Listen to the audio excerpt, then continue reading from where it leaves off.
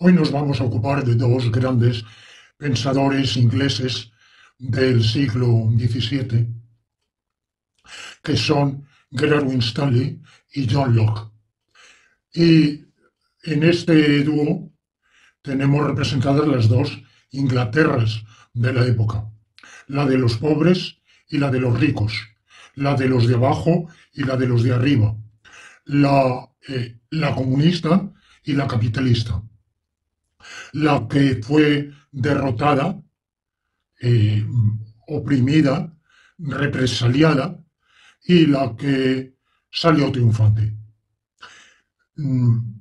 Y dos figuras, además, ambas de gran relieve, de inteligencia sobresaliente, cada una con sus particularidades, pero también que han tenido una posteridad diversa. Winstanley ha sido menospreciado, ninguneado, ha sufrido ostracismo, olvido, menosprecio. En cambio, John Locke ha tenido una gloria, una, una fama, una celebridad exageradísimas. Y se ha visto en él el padre del liberalismo y hasta de la democracia y de la libertad eh, contemporánea, lo cual tiene, en lo cual ha tenido influencia la independencia de Estados Unidos de América en la segunda mitad del siglo XVIII, y en la influencia que Locke ejercerá en varios de los padres fundadores de esa independencia, sobre todo en los suristas, en los propietarios de esclavos, a los cuales Locke había favorecido durante su vida, según vamos a ver. El primero de quien nos ocupamos es Gerard Winstanley, nacido en 1609,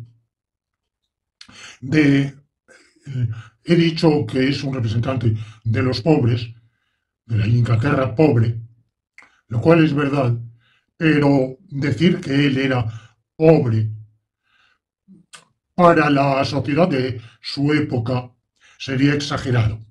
Es verdad que en algunos momentos de su vida fue pobre, paupérrimo, tuvo que trabajar como asalariado, como pastor de un rebaño. De manera que efectivamente su trayectoria es la de su trayectoria es la de alguien de extracción humildísima, pero del estrato, digamos, del estrato más bajo de lo que podríamos llamar clase media en español, que no es igual que middle class en inglés, pequeña burguesía. La mayor parte de su vida fue un pequeño, modestísimo comerciante, artesano del gremio general de tejidos, sastrería, gremio textil. Quedó arruinado por la guerra civil, es cuando tuvo que emplearse como asalariado, bajando todavía un escalón, pero luego por su matrimonio, por herencias, por donaciones de su suegro, que era un poco más acomodado, tuvo un momento incluso de relativo ascenso social ya en su edad avanzada.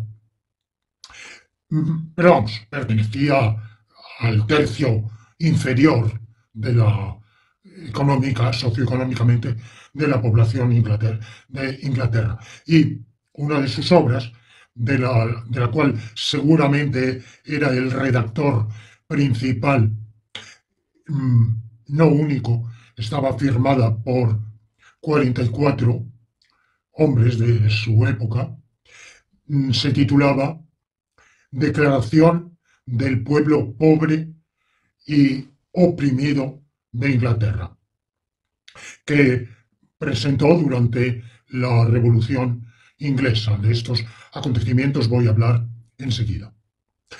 Su obra más conocida es The Law of Freedom, porque fue publicada por la colección de bolsillo Penguin, retomada luego como Pelican. Yo la tengo aquí, luego se la enseñaré, y creo que ahora ha sido recientemente reeditada por una editorial académica. Y Winstanley fue ampliamente conocido como uno de los precursores del comunismo, reconocido entre el elenco de los comunistas llamados utópicos, como Santo Tomás Moro, Campanella, luego en el siglo XVIII Morelly, Mably, desembocando en Babeuf, pero junto con estas figuras más conocidas, más salientes, más descollantes, hay muchos otros.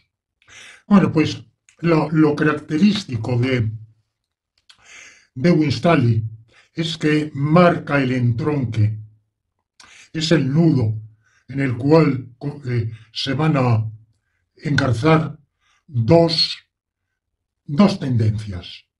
Una tendencia muy teológica, muy inspirada por lo teológico, por la religión cristiana y por influencia bíblica, que es la que veíamos en el episodio precedente, en el anabaptismo, en la insurrección revolucionaria de Münster de 1534-35, que aunque no son tan inspirados por la religión ni Tomás Moro ni Campanella, pensadores católicos, ambos partidarios del comunismo, pero en ellos parece que su comunismo es de inspiración más filosófica que religiosa.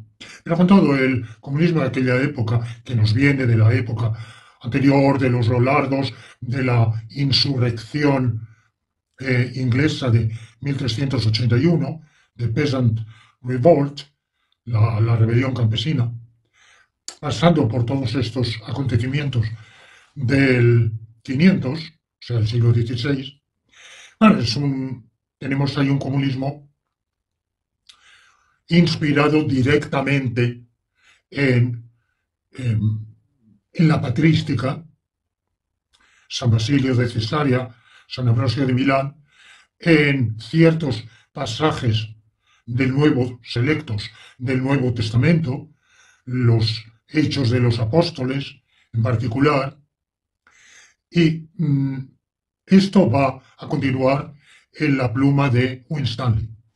Pero a la vez Winstanley es el iniciador de una nueva reflexión sobre la política y sobre la sociedad basada en la razón. Va a hacer este empalme difícil, problemático. Winstanley es un hombre que viene, como he dicho, de una extracción social muy baja, que no ha recibido ninguna instrucción académica, seguramente había hecho la escuela primaria y nada más, que viene evidentemente de una familia protestante, de ese protestantismo sui generis que es el anglicanismo, muy imbuida por la idea de que hay que estudiar la Biblia. Y Winstanley estudió la Biblia, es un autodidacta, revela en sus escritos que posee una cultura no desdeñable, en la cual se mezclan las leyendas, la mitología, las versiones populares de los hechos, porque él ha recibido más ese tipo de cultura, que la cultura académica, refinada. Él no, bueno, pues, ¿en qué medida, por ejemplo, conocía el latín? No lo sé, pero claro, no es un autor como será Locke. Entre Winstanley y Locke hay mucha diferencia de edad. Winstanley nace en 1609, Locke en 1632, y la muerte también.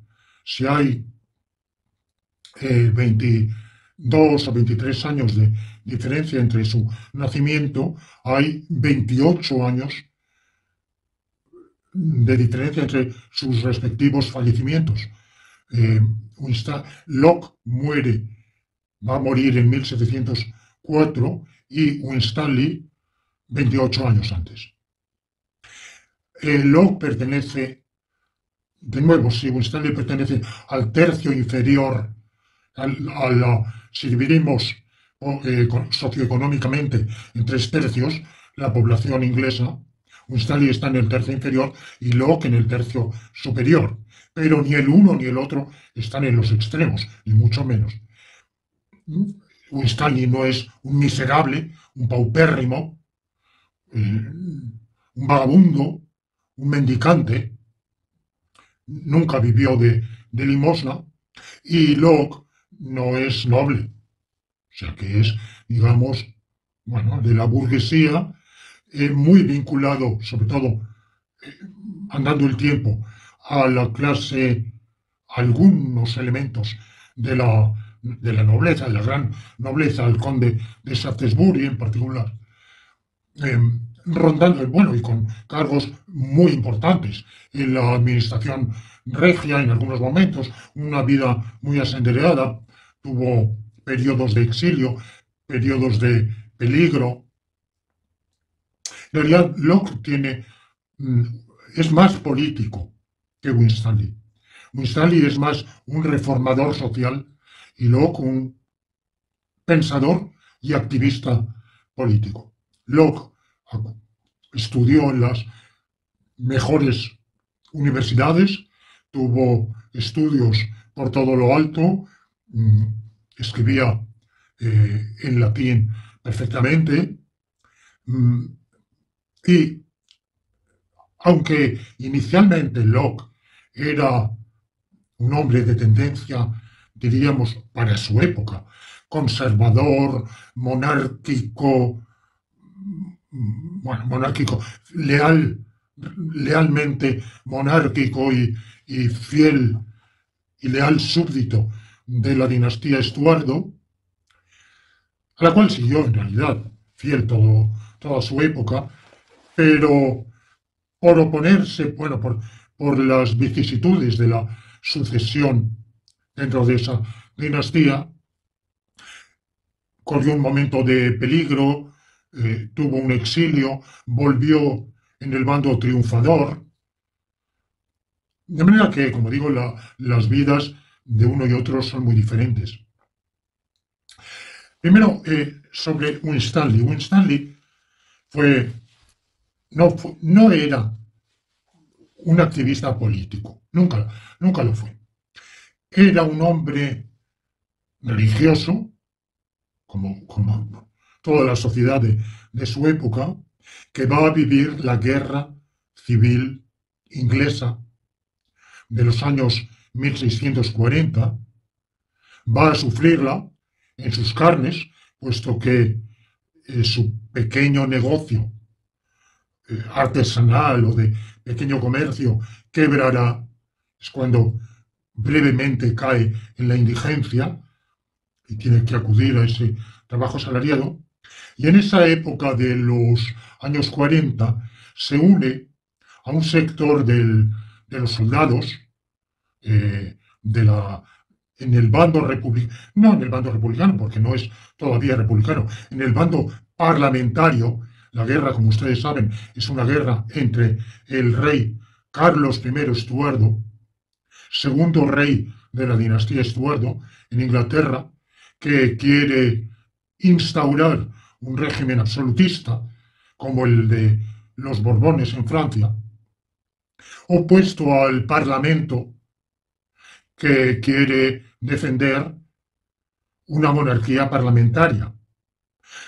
La monarquía inglesa había sido, en ese final de la Edad Media y el Renacimiento, había sido una monarquía semi-absolutista, pero en la cual se había admitido ese modicum, ese mínimo de representación, principalmente de la nobleza, la Cámara de los Lores, complementariamente del pueblo, pero el pueblo quería decir la burguesía y sobre todo la alta burguesía, que era la Cámara de los Comunes, que era el equivalente en Francia de los Estados Generales y en los reinos españoles, Castilla y Aragón, y Navarra y Portugal, las Cortes. Eran instituciones muy similares. Lo que pasa es que en los reinos españoles y en Francia, la corona fue consiguiendo arrinconar a, al cuerpo representativo e imponer cada vez más una monarquía cada vez más absoluta. El extremo es Francia, en la cual se convocan por última vez los estados generales. Los convoca la reina regente María de Medici en 1614 y no volverán a convocarse hasta la Revolución Francesa en 1789, en mayo de 1789. Por esa, en cierto modo, es un golpe de Estado de la corona. Bueno, pues eso que había conseguido la corona francesa, quiere conseguirlo Carlos I de Inglaterra. Pero lo hace. Lo que pasa es que la corona inglesa, que ha roto con el catolicismo, que ha abrazado el protestantismo, aunque sea bajo esa variante aguada del anglicanismo, para vencer en esa batalla de religión, ha tenido que buscar el apoyo de ese sector de la burguesía y por tanto del Parlamento, de la Cámara de los Comunes y también del sector de la nobleza que ha abrazado el anglicanismo. Y por eso no ha podido prescindir del Parlamento. Y llega el momento de enfrentamiento y estalla la guerra civil. En esa guerra civil, que tiene muchas peripecias, muchos muertos, se piensa que murió como mínimo 1/10 de la población inglesa, nada menos. Fue peor que una epidemia. Además de muertes, evidentemente, provocó incendios, destrucciones, violaciones, en fin. Las guerras del siglo XVII son horribles. Los combatientes se comportaban con ferocidad, con implacabilidad de uno y otro bando. Y en esa lucha se van produciendo, van entrando en escena diversos protagonistas hasta que finalmente sea Oliverio Cromwell el que se impone como gran caudillo de la causa parlamentaria y al concluir la guerra se perfile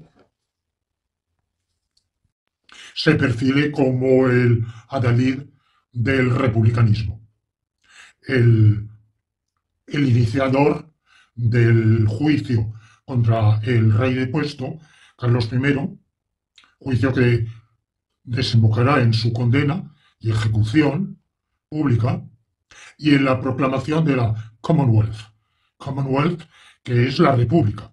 Es otro nombre, en vez de Republic.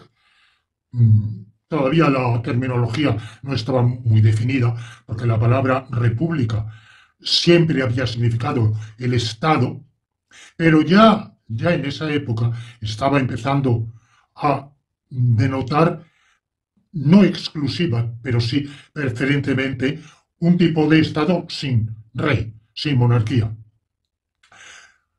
Alternativamente se podía usar la palabra Commonwealth, que es la que se eligió. Bueno, pues dentro de toda esa lucha muy compleja, con muchísimos protagonistas, con muchísimos participantes, con no partidos, en el sentido en que hoy entendemos la palabra partidos, pero sí tendencias, grupos, bandos, hay dos agrupaciones o corrientes que merecen recordarse. Una es la de los levelers, niveladores, que, bueno, nombre que calificativo o apodo que se les dio con una connotación peyorativa, niveladores, o sea, que de algún modo las diferencias sociales que estructuran a la sociedad y que hacen la civilización cristiana, quieren apisonarlas y rebajar todo al nivel bajo. Era la visión contraria que se tenía de ellos. Y ellos al principio rechazaron esa denominación, como sucede en la historia con muchas denominaciones, y luego la aceptaron, primero, sobre todo porque era la única manera que tenían de identificarse ante el público. ¿Qué querían los niveladores? Un sufragio no universal, pero que ellos consideraban que era de todo el pueblo salvo los criados, porque los criados estarían votando lo que les dijeran sus amos, y por tanto no eran votos independientes, salvo los indigentes, los que vivieran de limosna, de misericordia, o recluidos en casas de pobres, que eran reclusorios, porque los vagabundos, a los pobres, a los que no tenían, a los desempleados, se los recluía en esos lugares donde se les sometía a trabajo forzado por la comida. No mucha comida, bueno. Esos estaban excluidos. Las mujeres solteras, porque estaban sometidas a sus padres, y las casadas, porque estaban sometidas a su marido. Bueno, ese era el sufragio semi-universal que querían. Pero eso se veía como un escándalo. Eso era populista, como se diría hoy. Luego surge otra corriente que se llamará The True Levelers, los verdaderos niveladores, en la cual va a participar Winstanley, y que piden otra cosa, muchísimo más radical, y es la abolición de la diferencia entre ricos y pobres. Esto sí que es de suyo una idea revolucionaria. ¿Y cómo se va a abolir la diferencia entre ricos y pobres? Con la comunidad de bienes, haciendo que se reemplace la propiedad privada por la propiedad de bienes. En esa época, entre finales de los años 40 y comienzos de los 50, es la época más fecunda en el pensamiento de Winstanley. Va a escribir muchísimos opúsculos, folletos. Ya he dicho esta declaración. Otra es The New Law of Righteousness, la nueva ley de la rectitud. Bueno, un montón por varios de esos escritos o libelos fue encarcelado. Pasó encarcelado, varios encarcelamientos. Si los empalmáramos, pienso que sería como un par de años o así lo que estuvo en presidio. Y la más famoso escrito es The Law of Freedom. Y, como ya he dicho, hay en su pluma, junto con esa beta cristiana, bíblica, apostólica, hay un nuevo acento racionalista, liberal, de Law of Freedom. Yo creo que el propio título es elocuente. Hay una carta de Winstanley a Cromwell, el que se ha erigido al salir de la guerra civil, en personaje principal del Estado, del poder político, que bueno, fue el número uno en la República y que luego, por un golpe de Estado, va a reemplazar la República por un poder personal, se erigirá en Lord Protector, el señor protector, y será el protectorado, aunque seguirá denominándose Commonwealth, Commonwealth of England, Scotland and Ireland. Bueno, pues la comunidad de Inglaterra, Escocia e Irlanda. Bueno, todo eso es muy interesante. Yo les aconsejo, si no la conocen, que estudien la historia de Inglaterra. La historia de Inglaterra pues, es tan interesante como la de Alemania, la de la India, la de Egipto, o la de China, o la de España, evidentemente. Cada una. Toda la historia es interesante, apasionante e instructiva para pensar la política. No puede haber un pensamiento político fuerte, creador, que tenga impacto para la praxis social si no se conoce la historia y si no se reflexiona las propuestas, las consideraciones de filosofía política en el trasfondo de los hechos históricos y el contraste entre nuestro pensamiento de hoy y los acontecimientos del pasado. Bueno, de manera que Winstanley tiene esa participación, pero él no es un revolucionario. Él no encabeza ninguna insurrección, ni exhorta a ninguna insurrección. Le pide a Cromwell que instituya la comunidad de bienes y afirma que Inglaterra, con esa comunidad de bienes, se convertirá en el país más poderoso de Europa y porque unirá las ventajas, la relativa libertad que ha conseguido al deshacerse de la monarquía y al eliminar también del Parlamento la Cámara de los Lores, y por tanto al pasar el poder del estrato de la altísima nobleza semifeudal a un tipo de estrato intermedio de pequeña nobleza, alta burguesía.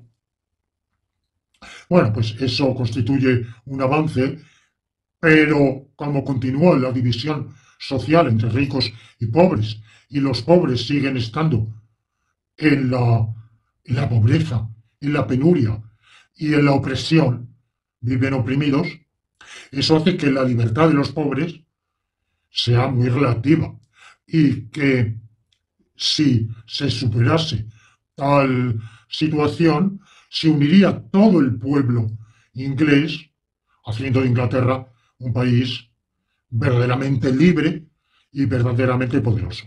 Por supuesto que Cromwell no le hizo caso. Entonces la iniciativa que toma Winstanley es encabezar el grupo de diggers. Diggers, que es los cavadores, to dig, en inglés es cavar. Había en Inglaterra, como en España, como en muchos sitios, tierras comunales de aprovechamiento comunal. Entonces, en esas tierras, los diggers formaron un grupo, un centenar, dos centenares, lo que fueran, que acudieron a hacer de eso una granja colectiva, una hacienda colectiva, un coljós. Y en ese coljós se cavaron, araron, sembraron, pero no cosecharon porque los fueron atacados por los propietarios, sobre todo los grandes propietarios, pero también los pequeños, que no podían tolerar que se estableciera esa pequeña micro sociedad comunista que constituía un desafío contra la propiedad privada. que era la suya. De manera que en esa lucha, el, dirán ustedes, bueno, lo que estaban haciendo era legal, las tropas del orden, las fuerzas del orden que hicieron, se cruzaron de brazos. La primera comuna la establecieron en el cerro de San Jorge, a unos 30 o 40 kilómetros al sur de Londres, St. George Hill, y tuvieron que irse, fueron desalojados por la fuerza, intentaron repetir el experimento en otros dos sitios, y toda esta experiencia la cuenta una película que salió en el año 1975, hace ahora medio siglo, que yo vi un poco después en la televisión belga, que mostraba una simpatía a medias. Es decir, quería aparentemente ver, ver la figura de Winstanley, que era al fin y al cabo la víctima y el portador de un ideal generoso, y fue víctima de la codicia, de la maldad de los poderosos. Pero sin embargo, como lo muestra un poco como un pobre hombre, tampoco, y como, bueno, como todo el episodio se refleja en términos, digamos, nada de exaltación ni de idealización, un poco, bueno, un poco de banalización. La verdad es que la película no, yo pienso que no era muy lograda, pero claro, habló con una distancia, cuando la vi, muy grande. Si ustedes la logran encontrar en alguna filmoteca, pues yo les aconsejo que la vean. En realidad, sobre Winstanley hay una serie, pondré en algún comentario a este vídeo, hay una serie de trabajos y incluso da de lugar su figura a una novela, es decir, tanto en el estudio historiográfico cuanto en el enfoque literario, su figura no ha pasado desapercibida. Bueno, como digo, su pensamiento pues es un híbrido.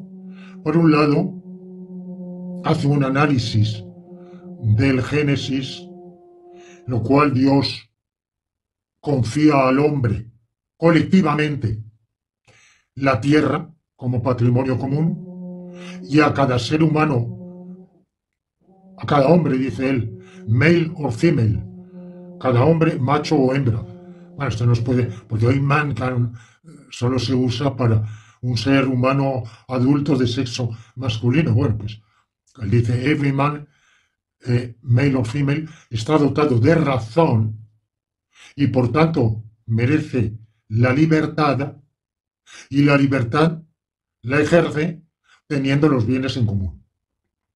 Es decir, que hoy los llamados liberales y sobre todo libertarios consideran que solo somos libres teniendo nuestra propiedad privada y no estando incluidos en una comunidad de bienes. Para Winstanley es al revés, porque si hay propiedad privada, unos serán ricos y otros pobres. Unos saldrán bien parados y otros mal parados. Y por tanto no habrá libertad. Mientras que con la comunidad de bienes, que es lo racional, no solo es lo conforme con la enseñanza apostólica de los Hechos de los Apóstoles, que también cita, que recomienda a los cristianos tener los bienes en común, sino que es también conforme con esa consideración, que bueno, aduce un pasaje de la Biblia, pero reinterpretado de manera puramente racionalista y, por tanto, acorde con una sensibilidad de la protoilustración. Winstanley argumenta ya a mediados del siglo XVII como un ilustrado del siglo XVIII. Y bueno, eso, así toda su obra es de de ese tenor. Estudiando sus escritos con cuidado, vemos en ellos reflejarse, seguramente por una tradición oral, ecos de la Revolución de 1381, que seguramente habían permanecido en la memoria popular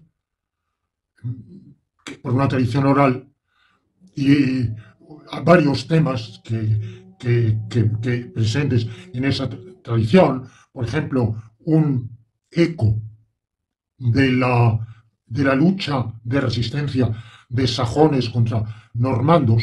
Ustedes saben que el 14 de octubre del año 1066, el duque de Normandía, Guillermo, derrota al rey de Inglaterra y se adueña de Inglaterra, y los normandos sojuzgaron y oprimieron durante siglos a los sajones, que a su vez, siglos antes, habían sojuzgado a los habitantes de la Bretaña romana.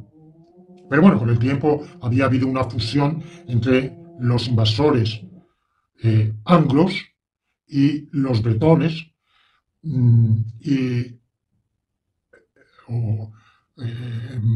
entre, bueno, entre unos y otros, y cuando llega la invasión normanda del año 1066, son los normandos los que imponen una brutal opresión sobre la población autóctona. Bueno, eso, ¿qué quedaba de eso en 1381? En todo caso, quedaba la memoria, quedaba el eco, y los insurrectos se veían como herederos de los anglosajones dominados contra los normandos dominadores, de los cuales descendía la nobleza. Fíjense ustedes que unos decenios después, el escritor francés, también de la alta nobleza, Boulainvilliers, va a tener una visión similar de la población francesa. Va a considerar que la nobleza desciende de los conquistadores germánicos, de los francos, mientras que el pueblo, los plebeyos, le tiers-état, eran descendientes de los galorromanos. Y por supuesto, él defendía a los de arriba, no a los de abajo.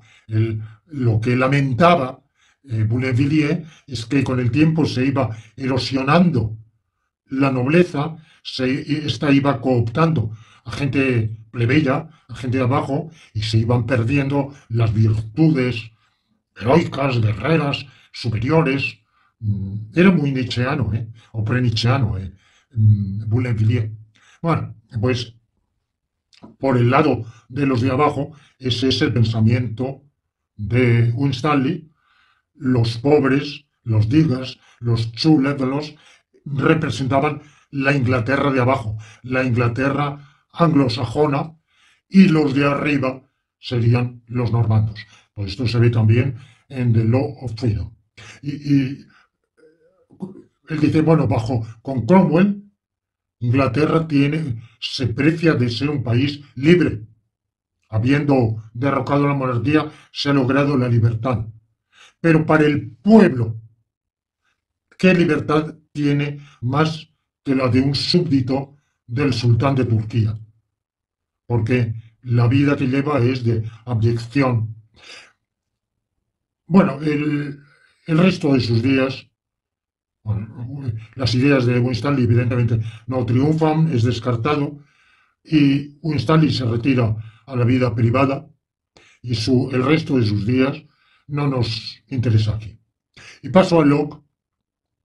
Locke es un joven de 28 años, pero vamos, no un jovenzuelo tampoco. Ya es un hombre de 28 años que en su época pues es la plena madurez.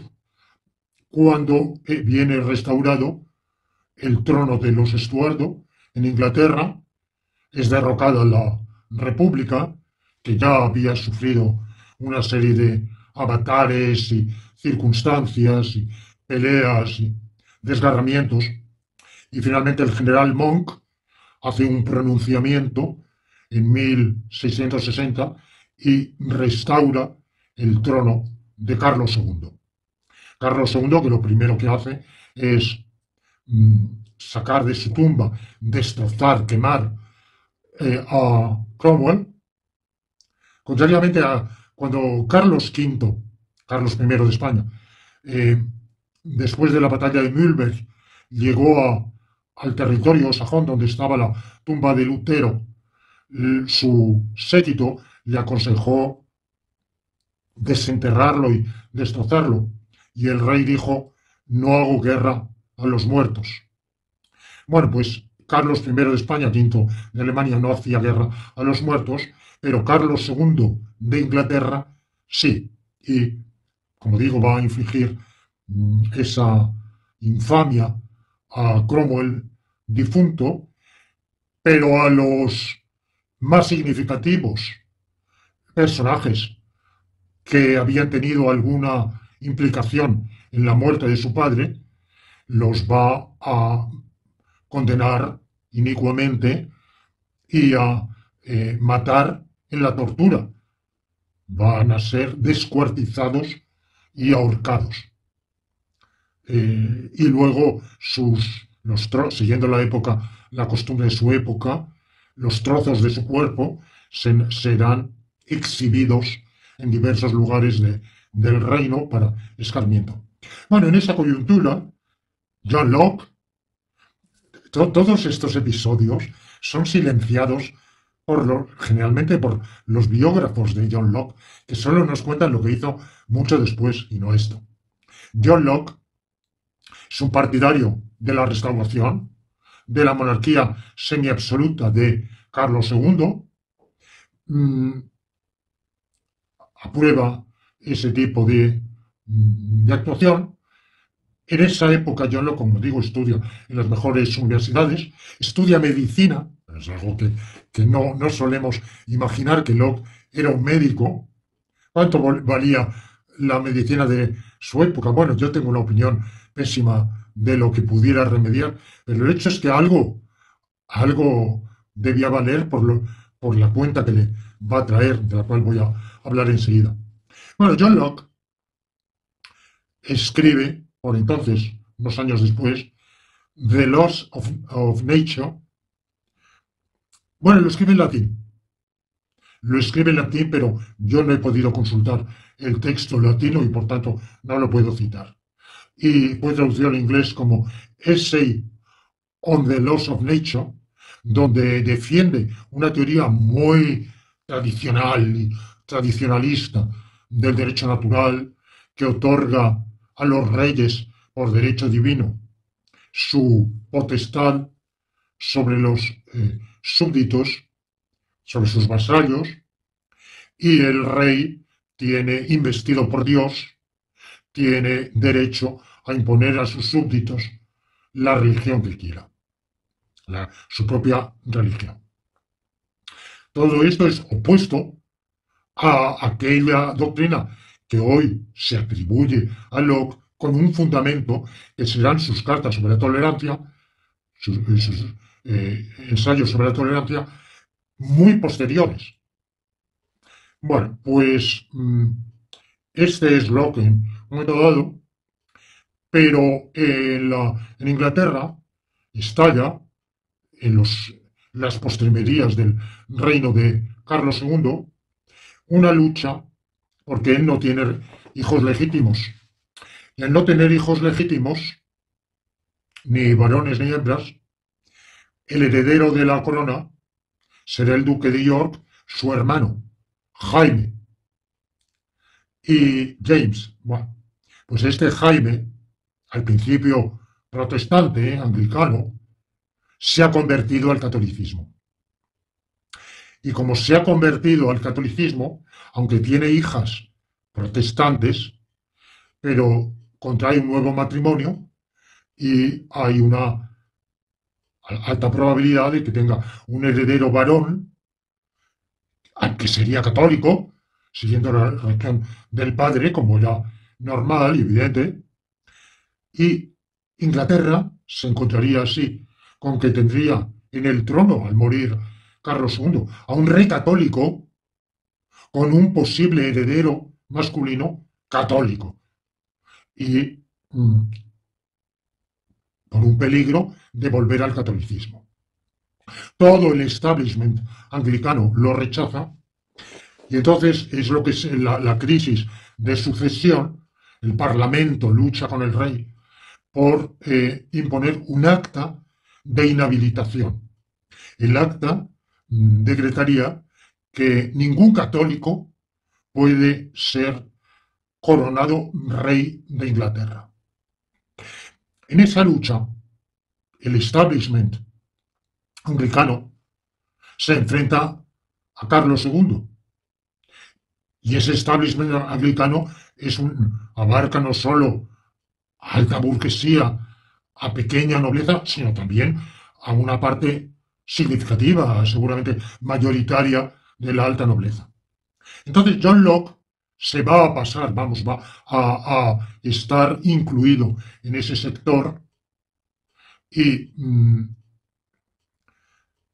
eso va a llevar a que sea lo que escribe y lo que actúa en los círculos más o menos clandestinos de promoción del acta de inhabilitación, lo llevan a ser perseguido por el rey, tener que exiliarse, pasar un tiempo en el exilio, particularmente en Holanda, y encuentra un protector en la figura de Lord Shaftesbury. En realidad, en ese momento, Lord Shaftesbury no era todavía duque, el ducado lo obtendrá después, y era un altísimo personaje del partido Whig, el partido Whig que, bueno, en ese momento todavía no se llamaba partido Whig, The Country Party es como se llamaba,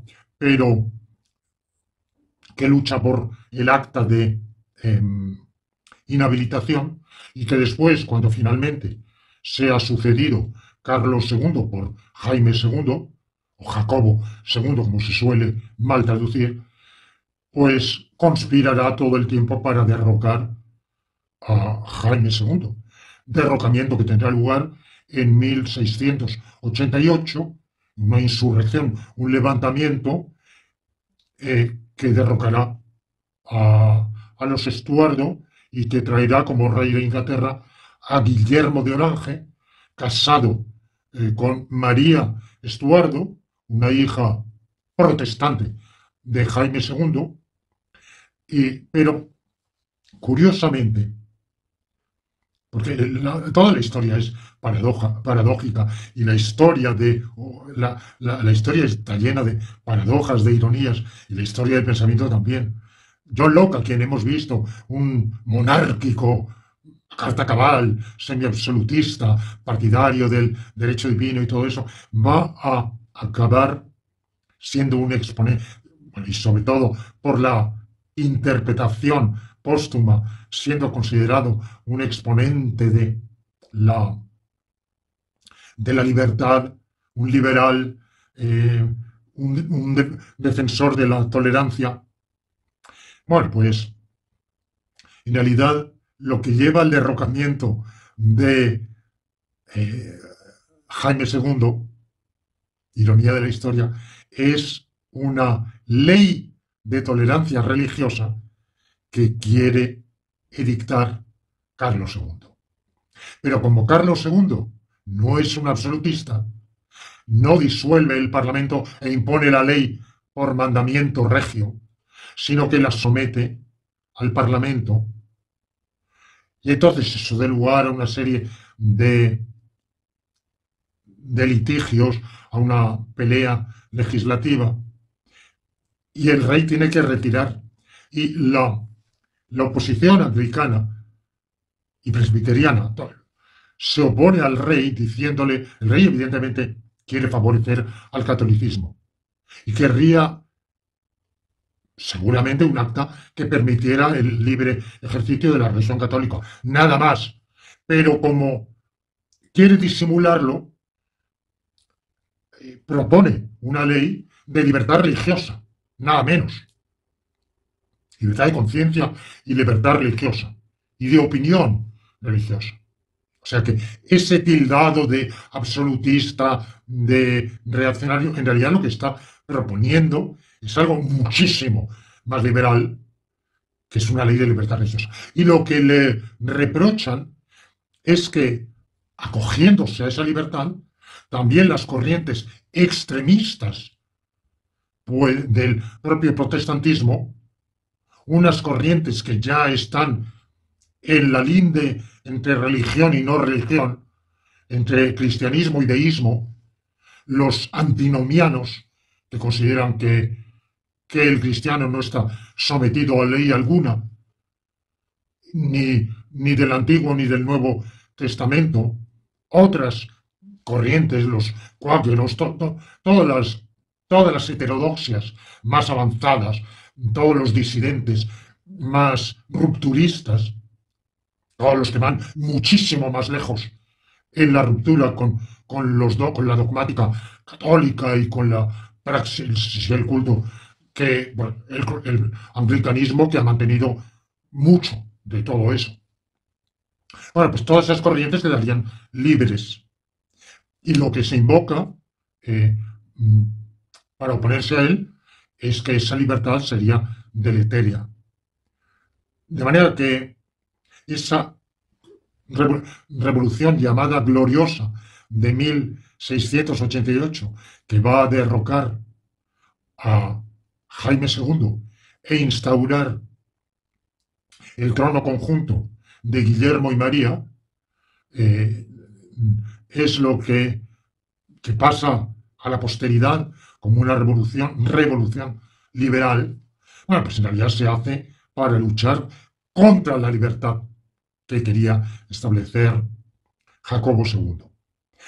Y además, todo esto está lleno de paradojas. Jacobo II, Jaime II, es apoyado por el absolutista Luis XIV, mientras que Guillermo, en su lucha como invasor, invade lo que hay. Esa revolución en realidad es una invasión de Inglaterra por las tropas, por supuesto, con una colaboración interna, no cabe duda, pero por un ejército expedicionario al mando del Stadtholder de Holanda, de los Países Bajos, que invade y que se destrona al rey y se proclama rey. Bueno, pues ese destronamiento es apoyado por el Papa. Bueno, evidentemente, es decir, en todo esto estamos en la guerra de la Liga de Augsburgo, la guerra de los 9 años, y entonces Inglaterra está de un lado y del otro pues están España, Holanda, la mayor parte de Europa. Bueno, es una de las guerras agresivas de Luis XIV. Como digo, todo esto es muy complicado. Y a raíz de estos acontecimientos va a empezar el segundo periodo del pensamiento de Locke, aunque en realidad su principal obra, los dos ensayos sobre el gobierno, ya estaban escritos antes, pero se publicarán, fueron escritos en parte, según parece, durante su exilio en Holanda, del cual vuelve con Guillermo, con la invasión llamada Revolución Gloriosa. Y entonces va a publicar estos dos ensayos, el cual ya defiende un punto de vista que podría disgustar a la corona, quien quiera que sea la cabeza coronada. Y por eso, prudentemente, va a publicar estos ensayos anónimamente, sin nombre de autor. Bueno, pues hubiera querido hablar de ellos hoy, pero lamentablemente, ustedes me lo perdonan, me he extendido demasiado narrando los hechos que rodean a todo este desarrollo doctrinal, y por tanto concluiré sobre John Locke en el próximo episodio, y el de hoy, en cambio, queda reservado como protagonista a Gerard Winstanley.